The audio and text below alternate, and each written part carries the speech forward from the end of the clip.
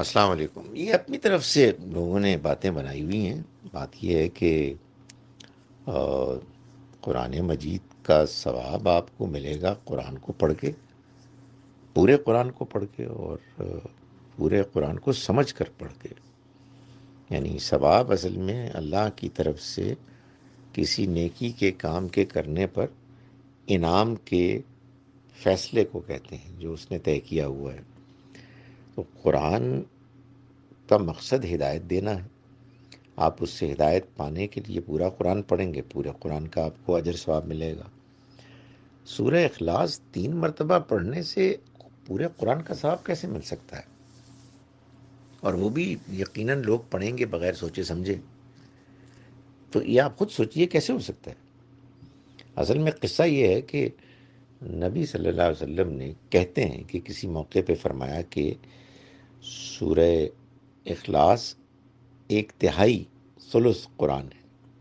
یہ اصل میں ایک نہایت گہری بات ہے کہ قرآن مجید کی مضامین میں 1/3 مضمون توحید ہے، اور سورہ اخلاص توحید کا خلاصہ ہے۔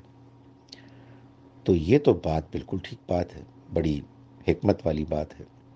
اس کو لوگوں نے پھر آگے ایڈ کر کے تو 3 مرتبہ پڑھ کے انہوں نے کہا کہ جب وہ 1/3 ہے تو 3 مرتبہ پڑھیں گے تو پورا قرآن ہو جائے گا۔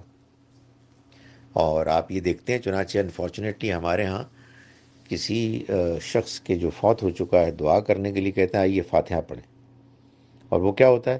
1 مرتبہ سورہ فاتحہ اور 3 مرتبہ قرآن مجید۔ یہ کیوں؟ 3 مرتبہ قرآن مجید پڑھنے سے تو ایک قرآن مکمل ہو گیا، پھر سورہ فاتحہ کو پڑھتے ہیں۔ اس لیے بہت سارے لوگوں کے نزدیک یہ بھی ایک رائے ہے کہ سورہ فاتحہ اصل میں الگ سے ایک سورہ ہے، اور اس کے بعد قرآن ایک الگ سے قرآن ہے۔ پتہ نہیں کیا کیا چیزیں ہیں جو لوگوں کے ذہنوں میں ہیں۔ بہرحال اس کی کوئی بیسس نہیں ہے۔ جس کو آپ کہتے ہیں فاتحہ پڑھنا، یہ بدعت ہے۔ اس طرح کی کوئی چیز نبی صلی اللہ علیہ وسلم نے نہیں بتائی ہے۔